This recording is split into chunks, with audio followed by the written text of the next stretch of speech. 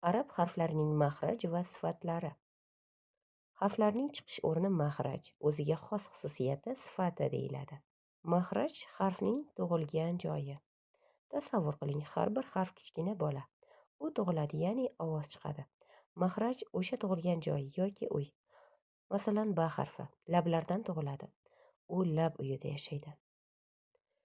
Ayn harfi tomoq o'rtasida tug'iladi. U tomoq uyida yashaydi. Shunday qilib, maxraj harfning uy manzili hisoblanadi. Sifat harfning fe'l-atvori. Harf tug'ildi, lekin har birining xususiyati har xil. Go'yo bir uyda yashovchi ikki qizning biri yig'loqi, biri quvnoq bo'lgani kabi. Bu sifat. Masalan, sin harfi hushtaksimon yangraydi. U yumshoq va pichirlovchi. Qof harfi tebratib talaffuz qilinadi, qattiq va kuchli ovoz chiqaradi. Demak, sifat harfning xarakteri. Qisqa eslatma: har bir insonning tug'ilgan joyi va fe'l-atvori bo'lgani kabi, har bir harfning ham uyi va xarakteri bor. E'tiboringiz uchun tashakkur. Keyingi darsda ko'rishguncha omon bo'ling. Arab harflarining maxraj va sifatlari. Harflarning chiqish o'rni maxraj, o'ziga xos xususiyati sifati deyiladi. Maxraj harfning tug'ilgan joyi. Tasavvur qiling, har bir harf kichkina bola. U tug'iladi, ya'ni ovoz chiqadi. Maxraj o'sha tug'ilgan joy yoki uy.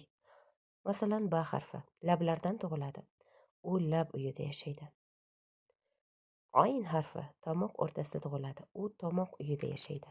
Shunday qilib, maxraj harfning uy manzili hisoblanadi. Sifat harfning fe'l-atvori.